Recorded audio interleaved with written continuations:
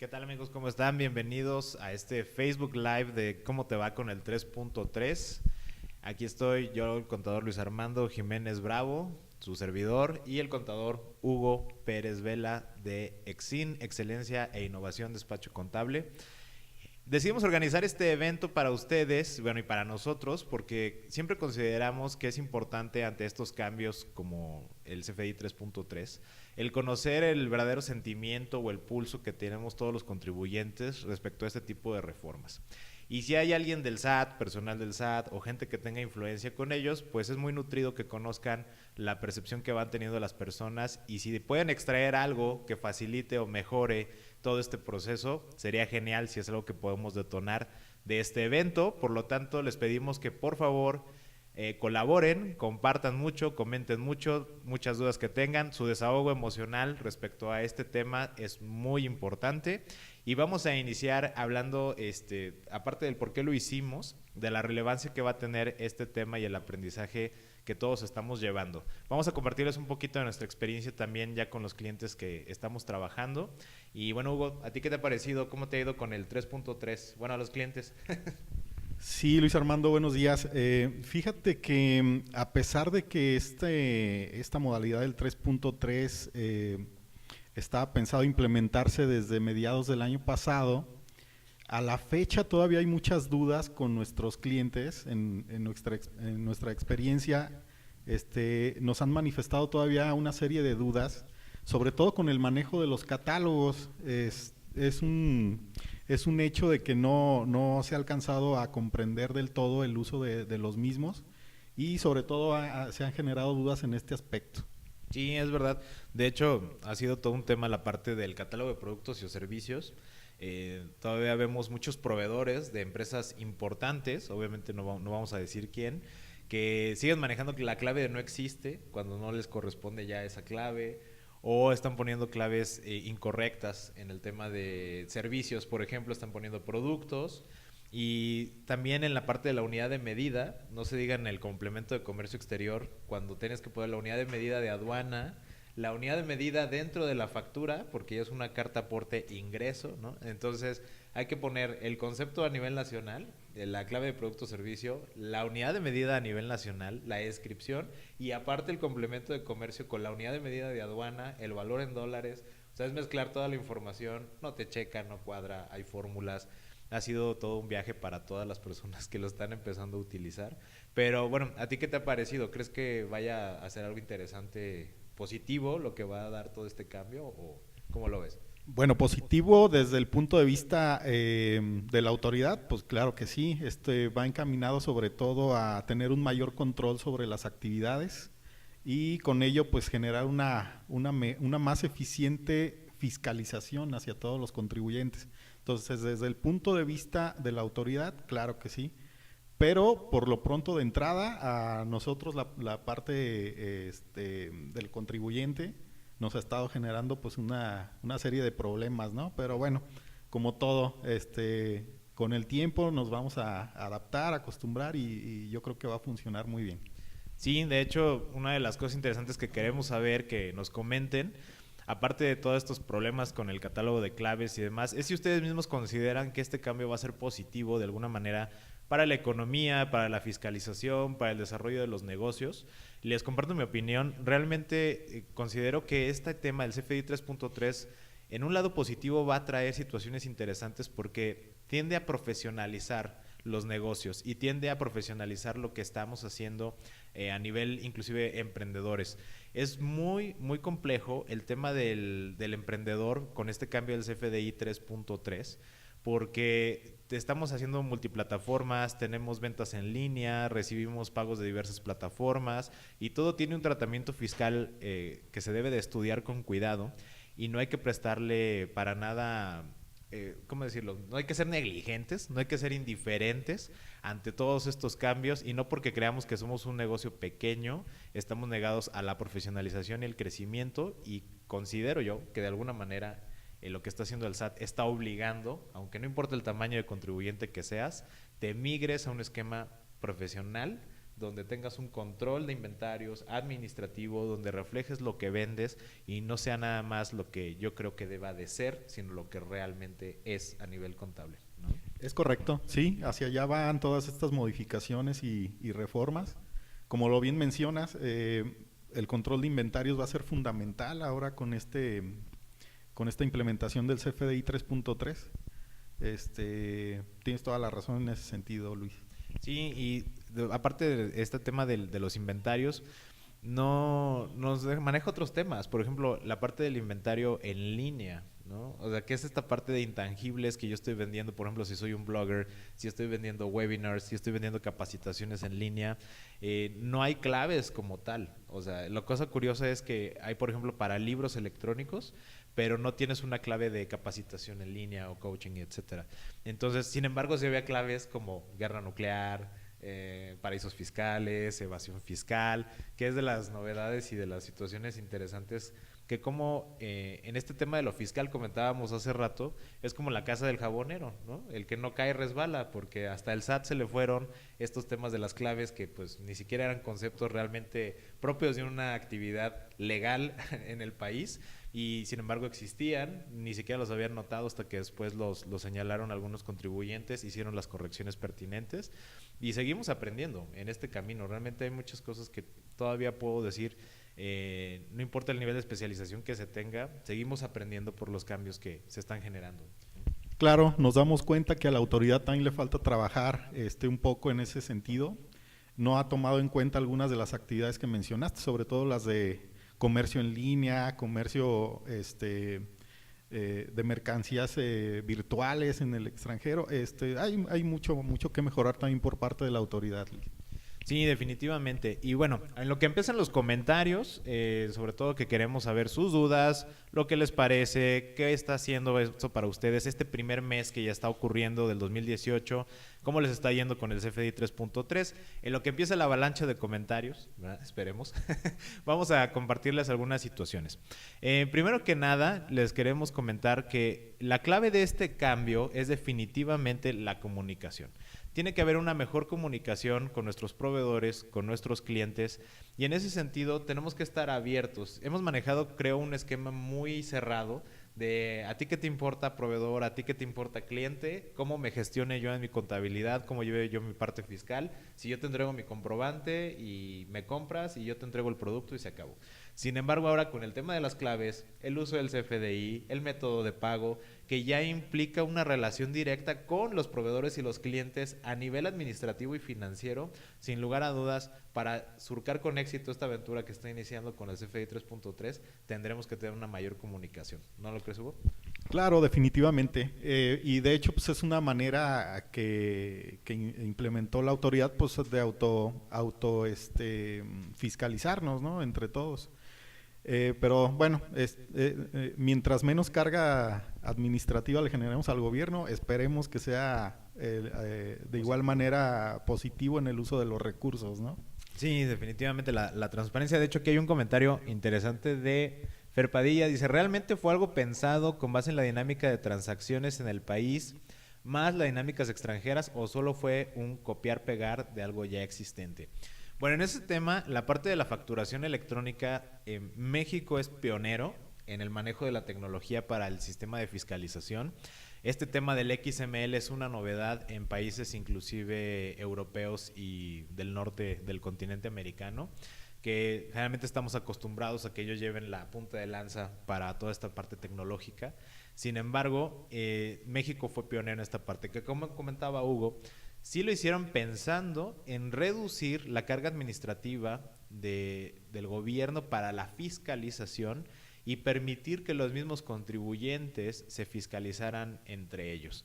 Que creo que en este sentido, pues eso es una genialidad. O sea, están buscando hacer un uso tan eficiente de los recursos al punto de que tú como contribuyente fiscaliza al otro contribuyente y hagan una red donde nada más me entreguen cuentas y yo me dedico prácticamente, bueno, tengo toda una infraestructura y todo lo que tú quieras, pero me dedico a cobrar mis rentas, ¿no? Literal, mi impuesto sobre la renta, mi impuesto al valor agregado y los demás. Entonces, en ese sentido considero que sí ha sido un un cambio tecnológico innovador y sobre todo una propuesta novedosa de parte del gobierno, ¿no? Sí, claro. En el tema de recaudación son unos genios los de nuestros amigos del SAT. Totalmente. En el tema ya de aplicación y del uso de los recursos ya es otro cantar. Sí, totalmente. De hecho, ha sido complicaciones. De hecho, tenemos un comentario interesante de Liz. Dice, antier realicé un pago de anticipo y me hicieron solo factura de anticipo. ¿Eso aún está bien o tenía que ser una factura parcial del total de mi compra? Esa parte es muy interesante, Liz, porque la dinámica del anticipo es por demás compleja. O sea, ahora con este CFDI 3.3 tenemos internamente nosotros que registrar el anticipo y una vez que ya hicieron el pago, efectivamente tiene que existir una factura del pago. Entonces existen 3 comprobantes, ¿no? Uno donde se registra el anticipo, uno donde se hace la factura de lo que estás comprando y uno donde se cancela el registro del anticipo anterior. Los 2 comprobantes del anticipo, los previos, al menos el primero sí te interesaría el tenerlo, porque es la constancia de que hiciste un anticipo. Posteriormente, la factura que recibas por el pago del bien es realmente lo que vas a poder deducir. Y el último comprobante es tema ya del proveedor para que contablemente no se dupliquen sus ingresos. Pero tú en lo que tienes que conservar, estar súper atenta para fines de deducciones, es que tengas el comprobante donde acredite que tú tienes la posesión o compraste ese bien o servicio en un momento dado. Ese CFDI de factura o recibo de honorarios es lo que a ti te interesa conservar, y el de anticipo sí es importante que lo tengas, pero creo que es un tema que trasciende más al proveedor, ¿no, Hugo? Sí, sobre todo para el control de los flujos de efectivo, que es la base con la que van a determinar el IVA, en este caso la autoridad, ¿no? Sí, y creo que acabas de tocar un tema muy interesante en lo que nos siguen comentando.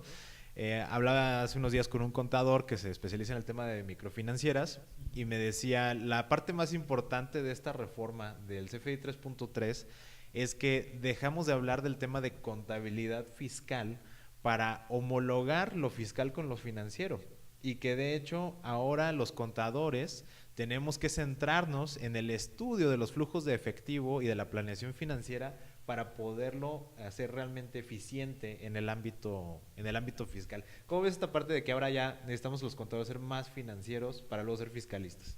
Pues de hecho es una parte padre, fíjate, porque muchos de nosotros vamos a tener que abrirnos digo, a otro tipo de servicios, porque como bien lo mencionas, el SAT con esta nueva modalidad del CFDI 3.3 ya va a tener la capacidad de determinar los impuestos. Entonces nosotros ya no vamos a ser tan necesarios para esa actividad, y más bien tenemos que enfocarnos a otras áreas como la financiera,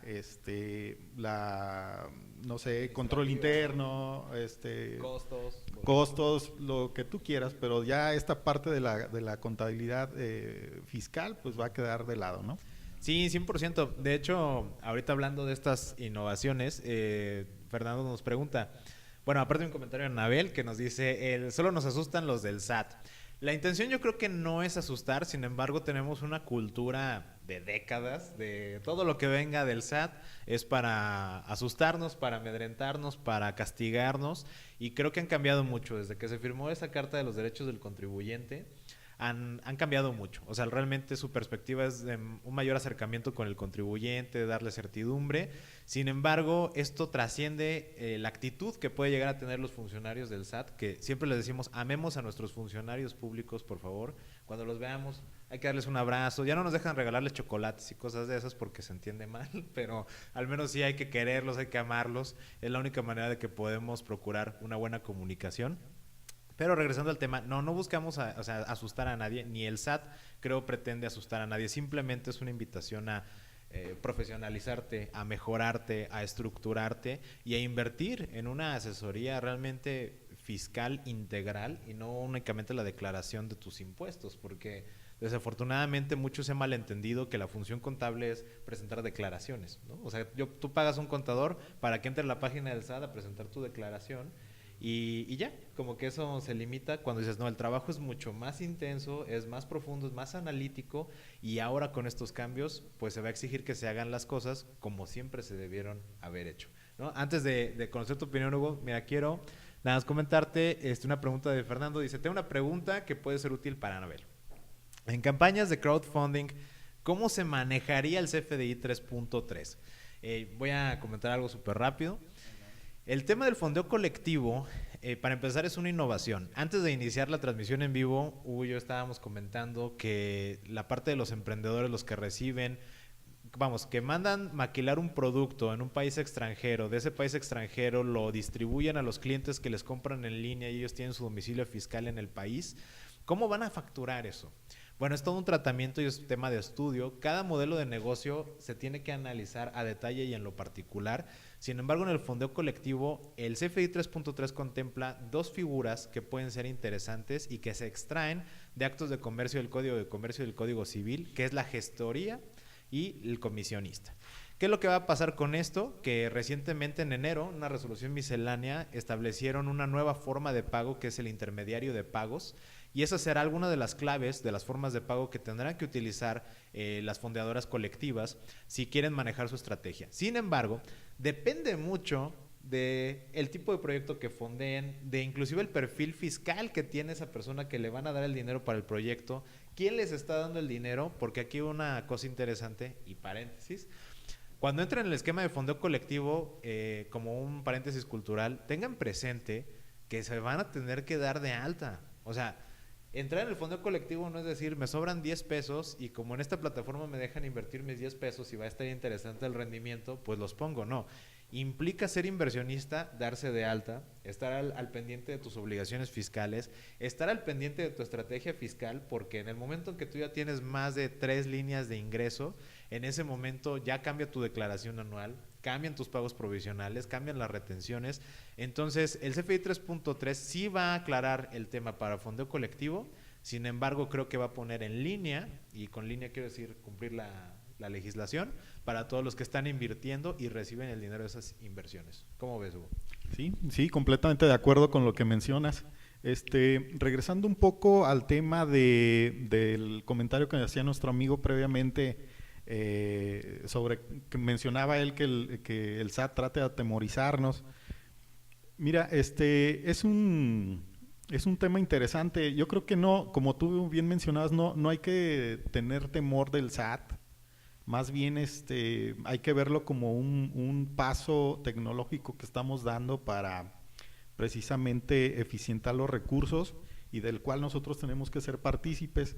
Y vaya, si ya nos quisieran, ahora sí que... Dilo como es, Hugo.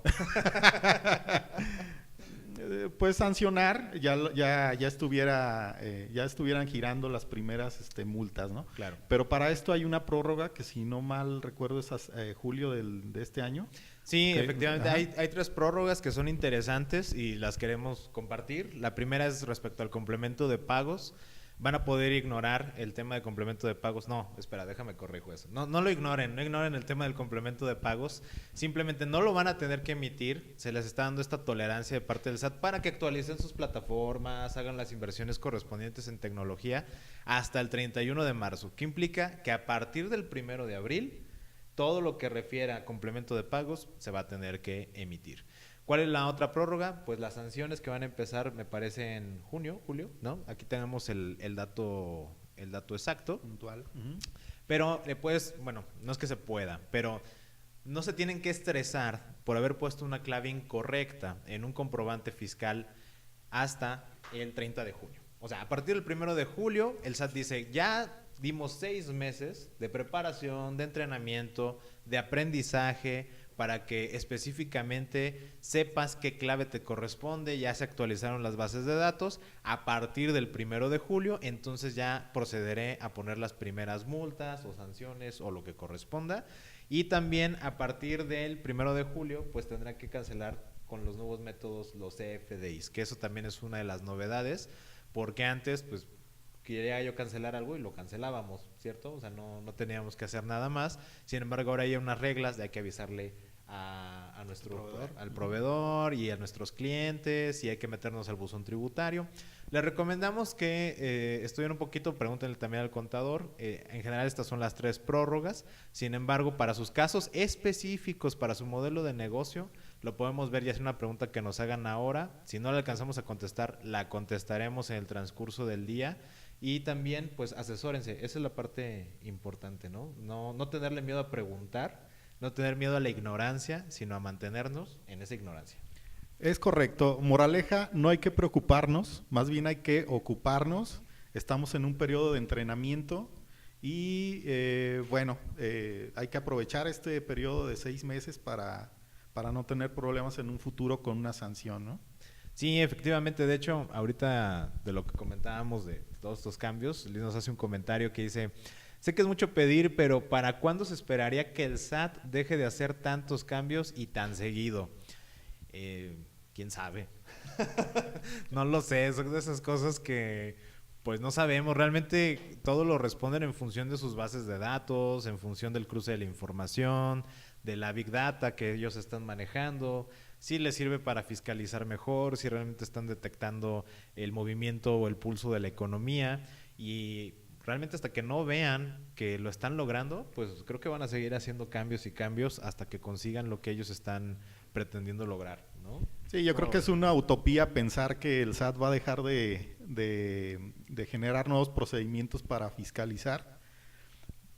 Creo yo, como lo decía, es una utopía. Yo creo que el día que todos contribuyamos en la proporción que nos corresponde y que los recursos sean usados de la manera adecuada, entonces dejaría de haber tantos cambios, pero mientras tanto, pues no lo creo. Sí, tienes toda la razón. Hace unos días le compartí a un buen amigo una cita, ¿no?, que parafraseo de un jurista francés, que él decía: la justicia no es un valor, dice, es una consecuencia de la ética. Y al final del día, si estamos exigiendo que se apliquen los recursos de manera adecuada, que no haya tantos cambios y demás, al final estamos hablando de comportamiento, de decisiones éticas, y mientras todos como país o como ciudadanos nos alineemos en un modo de vida ético, pues naturalmente que las disposiciones legales, fiscales en consecuencia, van a ir alineadas a ese tema, ¿no? O sea, de transparencia, de aplicación adecuada de los recursos, de realmente ver la prosperidad y el cuidado del ciudadano a través de esa legislación. Pero mientras no se viva bajo esa línea, pues seguiremos viendo tal vez más candados, más trabas, etcétera, para ejercer cualquier tipo de actividad, ¿no? Es correcto, Luis. Sí, entonces, a ver, pues háganos más comentarios, por favor. Queremos saber cuál es su expectativa con este nuevo modelo del CFDI 3.3, qué es lo que están esperando, si han sufrido o no han sufrido, les ha parecido fácil, difícil. Aprovechando el espacio que nos están dando, les queremos comentar que precisamente el tema de asesoría fiscal, aquí precisamente Excelencia e Innovación Exin, se ha dedicado a darle certidumbre a sus clientes en materia fiscal, y de nuestro lado generamos una guía del CFDI 3.3 para que sea un paso muy didáctico para ustedes, el aprender el cómo lidiar con todos estos cambios.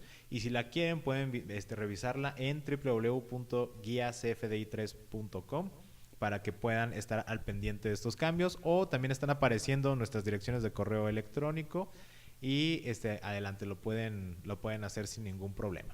Entonces vamos a seguir con esta parte de comentarles unas situaciones interesantes respecto al CFDI 3.3. Hablaban los fiscalistas el año pasado, no voy a mencionar el despacho por temor a equivocarme, pero un despacho muy grande, de los más grandes a nivel mundial. Uno de sus fiscalistas mencionaban que los contribuyentes tardarían hasta un año, o sea, estamos hablando de finales o inicios del 2019, si tomamos la prórroga, hasta junio, hasta junio del 2019, en aprender cómo funciona el CFDI 3.3, para qué sirve, cómo se come y cómo lo podemos implementar en nuestro negocio. ¿Tú crees que es muy arriesgado o es muy atrevido el decir un año, o crees que se necesite más tiempo o menos tiempo? Híjole, no te podría dar yo una fecha exacta, pero yo creo que está muy cerca de lo que menciona esta firma, ¿no? Sobre todo te digo porque en la práctica me he dado cuenta de que sí, todavía hay muchas dudas. Por mencionarte una cosa que es básica, hay confusión todavía con los métodos de pago, con las formas de pago. Me comentaba por ahí también un cliente, dice, bueno, yo vendo refacciones para auto. Dice, un auto tiene 80,000 partes, ¿no? Ahora, multiplícalo por el número de marcas y modelos que hay en el mercado, pues claro, él maneja un catálogo de 100,000, 120,000 partes, ¿no? Wow. Me preguntaba, ¿tienes que buscar la clave específica para una bujía, para un amortiguador? Estas son la clase de dudas a la que se enfrentan los contribuyentes, ¿no? Sí, y creo que es válido ahorita que sacas este tema, me parece súper interesante.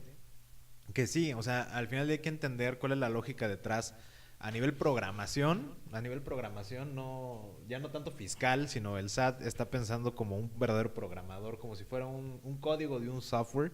Lo que quiere sacar es información. Entonces, pues sí, definitivamente, si manejamos 80,000 partes, el SAT espera, para poder tener una base de datos confiable, pues que le informemos cuáles son esas 80,000 partes, qué costo le estamos dando a esas 80,000 partes, cómo lo estamos traduciendo en valor y en consecuencia en precio al consumidor final, quién es el que está llevándose la ganancia, el intermediario o el productor. Son temas sensibles a nivel económico que van a ayudar, si están bien estudiados esas bases de datos, que van a facilitar inclusive el dar estímulos fiscales, exenciones, reformas que simplifiquen y faciliten los cálculos de impuestos y no nada más limitarnos a estar vaciando información como hormiguitas, ¿no? Entonces, también otro de los temas que nos comentaban precisamente acá también el equipo de Exin es que ha sido un reto también para todos los clientes extranjeros. O sea, que piden, ahora con el complemento de comercio exterior, uno de los campos obligatorios es el ID fiscal o el RFC extranjero. Y pues muchos de los clientes se niegan, dicen, oye, ¿por qué te tengo que dar mi información fiscal? ¿No? Y realmente no tendrían por qué negarse. Sin embargo, les hace ruido, porque eso no estaba, y literalmente nos dicen, eso no estaba el año pasado, ¿por qué ahora sí? No confías en mí, ¿ok? Y se da todo un tema de comunicación que volvemos al mismo punto y a la misma parte. Para surcar con éxito esta aventura llamada CFDI 3.3, definitivamente tenemos que reforzar la comunicación con proveedores, con clientes y tomando también como proveedores nuestros asesores legales y contables, y si no los tenemos, buscarlos. Nosotros presentamos una alternativa como esta herramienta que es el live para que desahoguen sus dudas, pero también hay que buscar otros medios, hay que buscar otras formas de estarse realmente informando y no creer, como comentábamos hace rato, Hugo, que esto es trabajo del contador y que para eso existe. Realmente es titánico. Tenemos que meternos todos en una red de trabajo para lograr salir adelante. Sí, pues imagínate, volviendo al tema del tiempo, pues este cliente que te comentaba se va a llevar el año y mucho más en estar asignando códigos a su catálogo de productos, ¿no? Sí, de hecho, fíjate que eso empata mucho con un comentario que hace Liz. Dice, un año se me hace poco por todo lo que hay que aprender entre formas, métodos, uso del CFDI, el catálogo que aún no está completo y el hecho de que la tecnología que pide el SAT y que de hecho aún no tiene, un año se me hace poco. De hecho, todavía hemos visto que los validadores del 3.3, validadores, porque una de las obligaciones fiscales es que tú como contribuyente que recibe un comprobante estás obligado a validar que a nivel programación tenga la estructura correcta, porque si no es como si no existiera. Los validadores todavía no los liberan, o sea, se supone que ya tenían que haber estado desde el 1 de enero y me parece que hasta mañana o pasado mañana ya van a sacar las primeras versiones de validadores de PAX. Bueno, yo lo comento desde Folios Mexicanos Digitales, que me consta trabajan todos los días para dar el mejor servicio y que estén actualizados, y digo, si ellos están teniendo estas actualizaciones, no quiero pensar todos los demás que generalmente se tardan muchísimo. Entonces, creo que tienes razón, Liz, tal vez un año sea poco, a lo mejor nos vamos a llevar un sexenio. Sí, como bien lo mencionas, bueno, eso es en el tema operativo, pero tomando en cuenta que vienen elecciones y que va a haber cambio de gobierno, no sabemos si va a continuar la misma política o la misma inercia sobre el cambio, ¿no?, del CFDI con la nueva administración. Bueno, hay que esperar a ver ese. Pues esperemos que no hagan otro, vamos, que no sea un cambio hacia atrás, ¿no? Creo que van por una buena línea. Sí, exacto. Sí, van por buena línea, pero más que nada yo me refería a los tiempos que se tenían contemplados para esto en este gobierno. Y bueno, hay que, como bien lo mencionan, hay que esperar. A lo mejor va a suceder un tanto como la contabilidad electrónica, ¿no? Que no ha terminado, ya van 3 años prácticamente, y no se ha logrado Recaudar la información, bueno, ¿no? Como sí, se exactamente buscaba. como se esperaba, ¿no? Sí, es verdad. Esperemos De que hecho, no suceda con el CFDI lo mismo. pues sí, digo, realmente tratamos de entender que esto va a tener un efecto positivo, pero así como ha sido con la contabilidad electrónica, como bien comentas, ya van en la versión que 1.3, una cosa así, y no se ha logrado determinar las cuentas o la fiscalización o las revisiones como se esperaba que iban a ser una agilización tremenda. Pero bueno, es natural. Yo creo que todos cuando hacemos planes, pues cuántas veces nos ha salido el plan como hemos querido, ¿no? O sea, digo, al final del día no se nos debe de olvidar que las personas que trabajan en el gobierno, que siempre me dicen que a lo mejor me pagan a mí por defenderlos, pero no, lo que pasa es que como ciudadano consciente trato de evitar de cargarle crítica. Yo creo que hay muchos medios que se dedican a ello. Nosotros tenemos que optar por entenderlos, comprenderlos, ser empáticos y nunca olvidar que son seres humanos. O sea, digo a todos, por eso digo, en este tema de lo fiscal es la casa del jabonero, el que no cae, resbala. Y entre todos nos tenemos que comunicar, nos tenemos que apoyar, porque se supone que es una obligación constitucional. Bueno, no se supone, es una obligación constitucional de todos los ciudadanos contribuir al gasto público, ciudadanos, no contribuyentes registrados, ¿no? Entonces, pues definitivamente es una materia que todo el mundo debe de tener en cuenta y no tenemos que tener miedo de decir, sabes que soy ignorante, ¿qué es el IVA? Hay personas que al día de hoy ni siquiera saben qué es un CFDI, pero en lugar de decir y preguntar, se lo guardan, se lo quedan y ya no resuelven sus dudas y luego crean complicaciones en los sistemas, ¿no? Es correcto, por eso les aconsejamos pues asesorarse, acercarse a un profesional del tema. Esto les va a evitar muchos problemas y les va a hacer crecer su negocio. ¿Tenemos más comentarios, Luis? Fíjate que, sí, de hecho tenemos uno importante del equipo de Exin. Dice, consideramos que el costo de venta, lo cual es deducible para las personas morales, con el CFDI 3.3 va a estar más controlado por el tema de la opción del uso como adquisición de mercancía. Sí, definitivamente creo que coincidimos con esa parte. Ya ahora el hecho de que está el uso del CFDI adquisición de mercancía, el G01, pues da la pauta de que el SAT sabe inmediatamente cuando haces una compra que adquirir mercancía va a implicar reventa o meterla en un proceso de producción que va a crear inventarios y entonces va a poder hacer estimaciones del valor de inventarios del costo de ventas sin ningún problema, ¿no? O sea, por eso no usen por definir, por favor. O sea, eso es como el pecado más grande del mundo, es si ya sabes para qué lo vas a usar, no uses por definir porque el SAT va a sospechar tanto de ti, va a decir, no, pues a mí se me hace que es una operación simulada, que ese es otro tema muy interesante, ¿no? Sí, claro, evitar caer en los 69B, ¿no? Por esa cuestión. Como bien mencionaba Luis, hay que evitar en lo posible el uso de las claves por definir. Y como bien lo mencionas, fíjate que al principio de la plática comentaste que estábamos acostumbrados a generar la información financiera de la contabilidad en base a lo fiscal. Y con esta cuestión va a cambiar. Mencionan una parte muy importante que es el costo de ventas. Muchos de los contribuyentes están acostumbrados a deducir en su declaración anual el importe de las compras.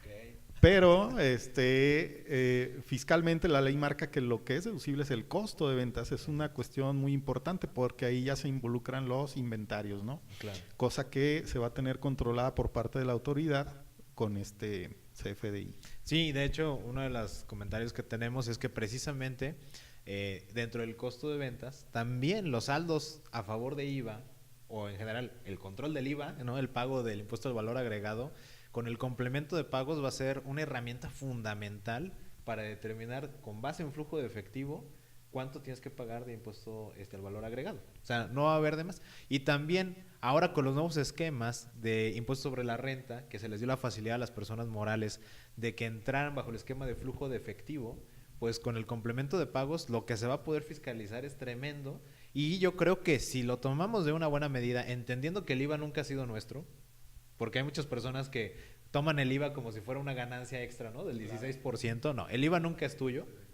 Si resulta que tienes un saldo a favor por tu estrategia fiscal porque pagaste una muy buena asesoría en ese tema y recuperas saldos, es otro tema. Y ya puedes acreditar algo. Pero el IVA nunca es de nosotros. El impuesto sobre la renta, al final del día, es sobre el aumento del patrimonio. Y pues si está aumentando tu patrimonio, el SAT te pide que le compartas. También ahí, si inviertes en una buena estrategia fiscal que te lleve bajo los lineamientos legales, que estés cumpliendo con tus obligaciones y que realmente se ajusta en la retribución que se tiene, pues no vas a tener ningún problema y el costo va a ser el realmente necesario. O sea, hemos visto que hay personas que manejan tasas muy inferiores de la máxima de la ley, precisamente porque tienen una buena estrategia fiscal y el SAT está de acuerdo con eso. O sea, no va en contra de que usemos la ley, simplemente va en contra de que abusemos del derecho, ¿no? Es correcto. Y fíjate que derivado de este comentario, también se me viene a la mente uno de los beneficios que también van a tener los contribuyentes que recurrentemente soliciten devoluciones de saldos a favor de IVA, es que precisamente ya va a ser mucho más ágil, puesto que la autoridad pues ya va a tener completamente integrado de dónde se deriva dicho saldo, ¿no? Cosa que hoy en día es muy complicado porque pues tienes que estar armando papeles de trabajo y es un mundo de horas lo que se le mete de tiempo para poder sacar adelante un trámite de este tipo. No, y bueno, aparte, bueno, Exin, que es especialista en el tema de devoluciones de IVA, lo dominan, ¿no? Porque tienen una recurrencia constante en la práctica. Pues con estas herramientas yo creo que ya con la especialización que tienen van a tener inclusive la oportunidad de guiar y dar una certidumbre diferente a los clientes con una mejor y mayor estrategia fiscal, ¿no? O sea, no va a quedarse nada más en el tema del IVA, sino creo que va a impactar también en el desarrollo de su modelo de negocios, ¿no? Así es, Luis. Como decía, asesorarse trae muchos beneficios, sobre todo, como lo menciona, certidumbre en la parte fiscal y, por ende, pues un mejor desarrollo de su negocio. Sí, y ahorita tenemos un comentario importante respecto de los anticipos. Agárrense porque este tema me tomó a mí 60 horas de estudio. No. Voy a tratar de resumirlo en unos cuantos minutos. En el manual que les comentaba, que pueden verificar en www.guiasfdi3.com, ahí escribí un manual didáctico precisamente para entender todo este tema del CFDI 3.3. Y oh, gran sorpresa, cuando llego a la sección de anticipos, la redacción que tiene, lo que se entiende por anticipo, es realmente digna de una persona que le gusta resolver acertijos, ¿no? Porque la exégesis, o sea, el interpretar jurídicamente fuera de lo que a la letra dice para darle la aplicación, fue todo un reto maravilloso, pero fue complicado. Les quiero comentar, no los quiero hacer más bolas, no los quiero confundir con el tema de los anticipos y de su dinámica. La pueden checar en el manual. No, no, bueno, de hecho sí lo pueden revisar porque hasta tiene diagramas y todo. Pero vamos a dejarnos con esta idea.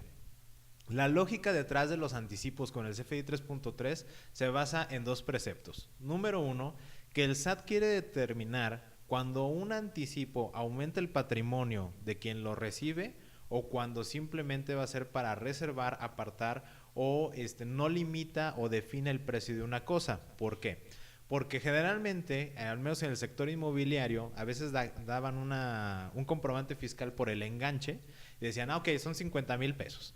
Y luego ya por el resto del pago hacían otro comprobante. Entonces el SAT se quedaba, ¿qué, vendiste dos casas? ¿O cómo, no? O sea, una costó 50,000, era la covacha, ¿no? Era el jardín, y la otra sí era la real, o cómo estuvo tu movimiento fiscal. Con el anticipo se pretende determinar claramente, ok, estás recibiendo una cantidad de dinero que es parte complementaria de un pago más grande. Y entonces también el contribuyente no deducía dos veces el mismo concepto, o bueno, aunque fuera en cantidades diferentes, sino que tenía nada más un comprobante fiscal, porque también nos consta que contablemente era un rollo el decir, ya di un anticipo, pero ahora no, pero todavía no es acreditable, a lo mejor se cancela la operación, quedaba en el aire y ya lo querían meter como deducción y bueno, había todas unas reglas para esa parte. Correcto. Con esto ya tenemos controlado al proveedor y al cliente le damos una certidumbre tremenda. ¿Por qué? Cuando tú tengas tu CFDI original, ahí te va a venir el total y va a venir también descontado el anticipo o va a venir aplicado el anticipo y ya no te vas a hacer bolas. Les repito, yo se lo estoy comentando de una manera muy general. Ya me dedicaré a los que tengan más dudas, les explicaré un poco más por escrito si nos dejan el comentario aquí ahorita en este momento en el chat. Pero también los invito en verdad a que adquieran el manual y lo tengan como una herramienta de consulta, porque ahí viene muy bien especificado con el mapa, la secuencia, cómo lo tienen que cumplir, para que también le ayuden a su contador, quieranlo mucho, bueno, a su contadora, quieranla mucho. Invítale un café, invítelo a desayunar. Hay que querer a todas las personas que nos asesoran, porque créanme que son más de 100 horas de estudio a veces para resolver una duda muy específica de un modelo de negocio, ¿no? Y dentro de estos comentarios que tenemos también, un comentario importante. Dice, una persona física que vende su casa o auto estará obligada a expedir CFDI 3.3. Bueno, de acuerdo a la última resolución miscelánea que estábamos viendo, la venta de vehículos usados, cuando son actos extemporáneos, nos permitían que nada más en la declaración anual, dependiendo de los montos y demás, se informara. Sin embargo, ahora nos están pidiendo que quien haga la información es la persona moral, si es que les hacemos la venta. Por ejemplo, voy a una agencia de automóviles, le vendo mi coche y lo cambio por otro de la misma agencia, o simplemente me da el dinero, le está trasladando la autoridad la obligación de enterar la información de mi unidad al que recibe la unidad, en este caso a la agencia. Ahora, si lo hacemos entre particulares, también hay una dinámica para vehículos usados, sin embargo está más orientado a fiscalizar a los loteros, ¿no? Porque no tuve otro nombre ahorita perdón, a los establecimientos de compraventa de autos usados, porque también está muy fuera del alcance de la fiscalización. Entonces esa es la intención, más que nada. No es que yo voy a vender una unidad y me tengo que dar de alta y todo. No, el SAT entiende que por actos extemporáneos pues lo puedes hacer sin el comprobante. Sin embargo, sí nos dice, haz en tu declaración anual la información de esa transacción si excede unos ciertos montos. Entonces, al final el SAT está buscando que todos nos demos de alta, ¿no? Sí, precisamente ahorita como mencionabas, los locales de compraventa de autos usados. Ajá. Es una actividad que se presta mucho pues al lavado de dinero. Entonces, precisamente claro, también hay que emitir, por eso lo están obligando a emitir CFDI también por ese concepto. Sí, definitivamente. Una de las partes, creo que duras, contra las que ha tenido que luchar el Servicio de Administración Tributaria ha sido la parte de lavado de dinero y actividades del crimen organizado. Y de ahí se ha metido bastante un nicho de operaciones que ha sido, yo creo, muy lamentable, porque es propio de una muy pobre estrategia. Es más, eso ni siquiera es estrategia fiscal, es defraudación pura y llana, que es la compraventa de facturas, que el 69B del Código Fiscal de la Federación nos ha delimitado como los CEFOS y los CEDOS, ¿no?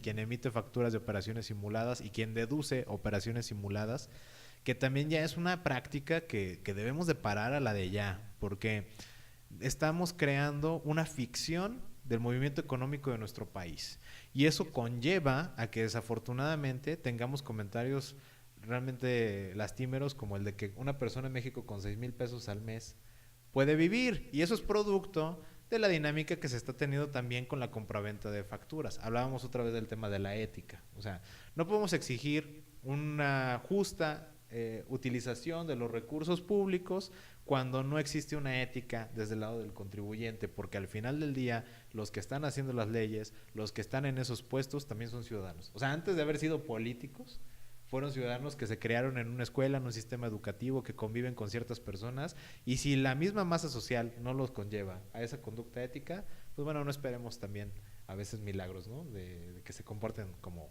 ciudadanos ejemplares. Claro, esta estrategia, bueno, pseudoestrategia de la compra de facturas apócrifas, pues a lo mejor funcionó hace 10 años, pero bueno, ahorita con estos controles que se están implementando, tiende a erradicarse, de igual manera, pues está pensada para ir a disminuir el uso del efectivo, ¿no? En las operaciones comerciales. Cada vez va a ser menos el uso del efectivo, y precisamente pensando en eso de atacar las actividades ilícitas, ¿no? Sí, claro. Que básicamente son los que mueven gran cantidad de dinero en efectivo. Sí, uno de los ejemplos claros de esta reducción del efectivo en la India, que pues, ya no permitieron prácticamente uso efectivo. Dicen, es sorprendente que llegas al puesto de garnachas, ¿no? Bueno, de la garnacha en la India, y De que kebabs. ¿no? O de lo que vendan, ¿no? De curries o lo que sea, y que bueno, no te aceptan ya pagos en efectivo, te aceptan nada más pagos electrónicos. Que aquí quiero hacer una mención importante. No sé si han fijado que una tienda departamental muy importante en nuestro país, de mucha tradición, fusionó su tarjeta de crédito con el concepto de un monedero electrónico. Entonces, ¿por qué hace esto? Yo les quiero decir una cosa. Está tan complejo el tema del CFDI 3.3 en lo que corresponde a dinero electrónico y monedero electrónico que fue más sencillo fusionarlo para evitarse complicaciones de cualquier tipo, administrativamente, contablemente, y se me hace realmente brillante de parte de ellos que lo hayan hecho. Como otro punto importante de la prevención del lavado de dinero, también es importante notar que las operaciones en línea, que si bien quedan registradas tecnológicamente como transferencias y demás, no han sido fiscalizadas como deberían, y hay que tener mucho cuidado, sobre todo quienes son emprendedores, están como un esquema de startups, están empezando un negocio en línea. No crean que por estar en internet no los va a alcanzar de alguna manera la fiscalización.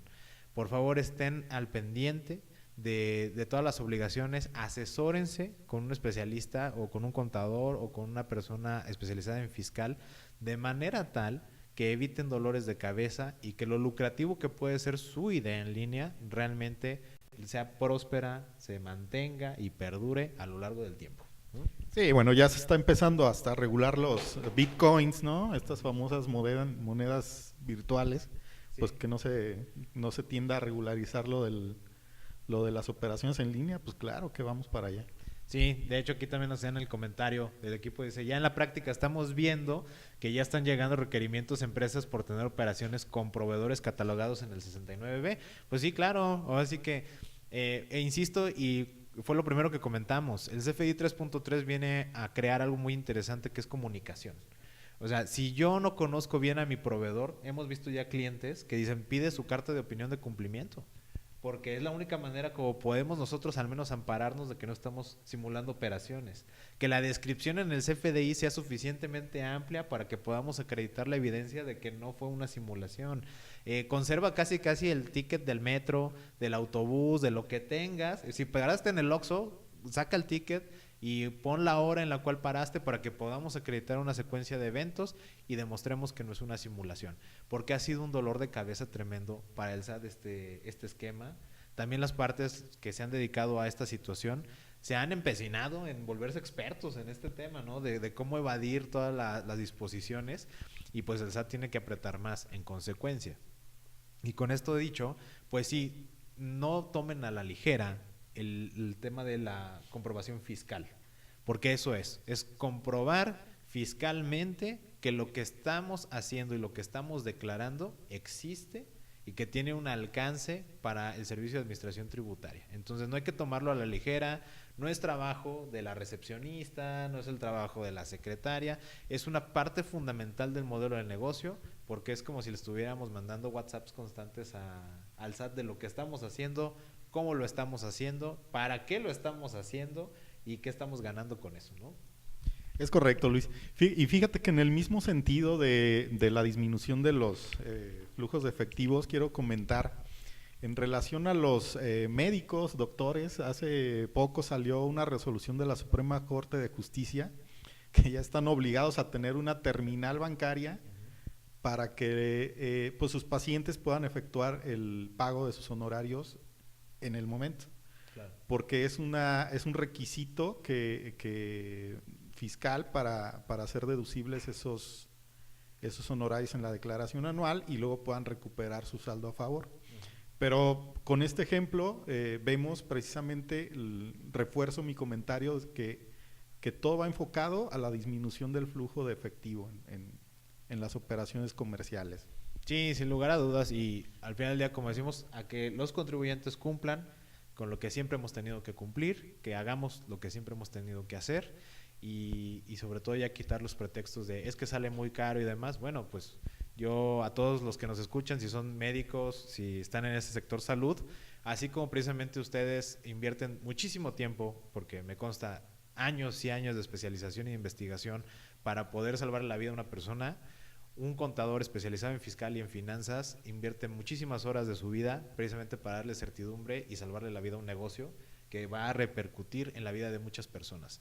Entonces, así como nos apoyamos en el sector salud, hay que apoyarnos también en la asesoría contable, en la asesoría fiscal, no como una manera de darle una patada al SAT, sino como una manera de armonizar con el SAT, de comunicarnos de manera eficiente, efectiva y de ser empáticos con ellos.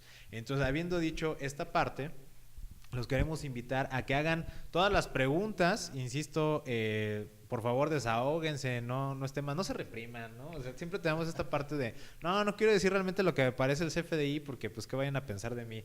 Nada, no pasa nada. Al final se trata de que tengan ese momento de desahogo, de si tienen alguna duda muy específica, con mucho gusto la vamos a aclarar, que ahorita hay un comentario de Liz que lo atendemos. Y yo les invito a que sigan dejando sus comentarios. Lo que no pudimos resolver el día de hoy o que ya no alcanzaron a lo mejor la transmisión en vivo, lo estaremos comentando en el transcurso del día. Con mucho gusto nos pueden escribir un correo electrónico, pueden visitar para comprar el manual en guiasfdi3.com, pueden comunicarse al teléfono que va a aparecer en pantalla con Exim para ver una asesoría contable y fiscal, pueden escribir al correo que va a aparecer también de contacto de Exim. Hay muchas maneras de estar en comunicación con nosotros y los invitamos a que por favor las utilicen para que de esta manera en esa comunicación logremos empatizar y armonizar con el SAT.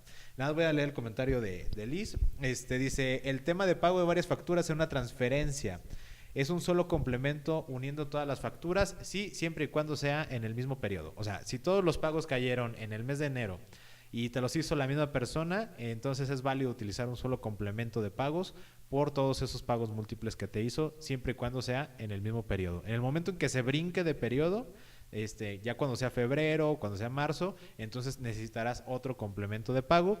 Y como nota adicional, recordar que tienes 10 días naturales del siguiente mes a que se generó el pago para emitir el complemento de pago. Entonces no se dejen presionar por sus clientes, la ley nos faculta a que tenemos 10 días naturales para emitirlo, ¿de acuerdo? ¿Algún comentario que quieras hacer, Hugo, adicional? Pues nada, agradecer los comentarios, las dudas que nos han hecho llegar vía Facebook, vía YouTube, y decirles que si les interesa algún otro tema que quieran que desarrollemos, pues con todo gusto.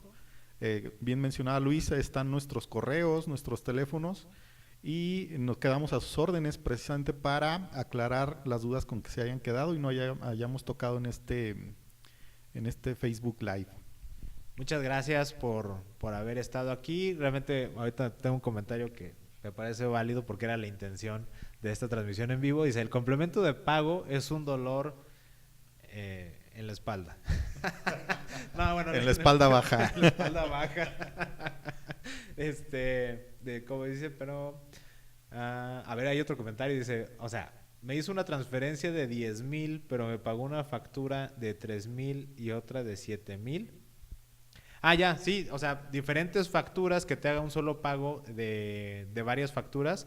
Mientras sea el mismo cliente, o sea, el mismo RFC, se pueden relacionar dos FDIs diferentes siempre y cuando los pagos hayan ocurrido en el mismo periodo de tiempo y los haya hecho la misma persona que va a recibir el comprobante, o sea, el mismo RFC. Un mismo cliente te puede pagar todas las facturas que quiera en un periodo y en un solo complemento de pago puedes relacionar todos los CFDIs que correspondan a cada uno de los pagos. No sé si tengas algún comentario adicional o alguna pregunta. No, nada más, como te dije, reiterando el agradecimiento a todo el público que estuvo pendiente de la transmisión y reiterarnos a sus órdenes en los correos y teléfonos que aparecen ahí en la pantalla. Sí, contáctenos para estar en comunicación. Queremos saber si les dio pena, vergüenza o no se les ocurrió qué decir respecto al CFDI 3.3. Pues con toda confianza, escríbanos un correo, desahóguense.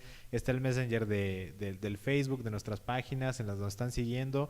Estamos al pendiente de ustedes. Somos considerados, somos conscientes y sobre todo sabemos que tenemos que colaborar en conjunto para salir adelante de todo este tipo de cambios y disposiciones. Vamos a hablar, como fue el tema del día de hoy, cómo te va con el 3.3, eso es lo que se trata. Queremos que a todos les vaya muy bien, queremos crecer juntos y queremos que todo resulte de una manera armoniosa. Entonces esperamos sus comentarios, comunicaciones, llamadas, y compras de todo lo que ofrecemos, ¿no? Ya cuando saquemos las tasas, también Claro. ahí les mandaremos mensaje. Muchas gracias. Gracias a todos, buen día. Ah, espera, no, un momento antes de que cierren. A ver, a ver. Perdón, el último comentario. ver. Dice, hablando que tengo 10 días para emitir el complemento, ¿tengo que hacerlo con la fecha que se realizó el pago o del día que hago el complemento? No, a ver, ¿cómo? O sea, el CFDI se va a emitir con la fecha en el que lo emites. Pero en la sección de pagos 1.0, que es como el complemento de pagos, ahí te dice la fecha en que cobraste y pues va a tener que ser cuando recibiste el dinero. Si tú lo emites, por ejemplo, el 9 de febrero, pero el depósito entró el 30 de enero, en la parte de complemento de pagos 1.0, ahí dice fecha de recepción del pago y tendrás que poner 30 de enero, aunque el comprobante sale con fecha 9 de febrero, pero está reflejando las dos fechas. Entonces toda la información se va poniendo ahí. Recordemos que lo que quiere el SAT es saber cómo estamos manejando el dinero, cómo recibimos el dinero, cuándo lo recibimos y quién nos lo está pagando, ¿cierto? Es correcto. Entonces ya con esta nos despedimos, Luis. Sí, ya, muchísimas Perfecto, gracias. muchas gracias. ¿Mande? Ah, no, ok, perfecto. Para todos los que no estuvieron, se nos barrió. Afortunadamente tenemos un super equipo que nos está apoyando. Fue un gusto estar con ustedes. Yo soy el contador público y financiero Luis Armando Jiménez Bravo y me acompañó Su servidor, contador Hugo Pérez, de la empresa Exim Consulting. y estamos al pendiente de todo. No se olviden contactarnos, llamarnos, escribirnos, comprarnos, todo lo que quieran. Muchas gracias. Muchas gracias.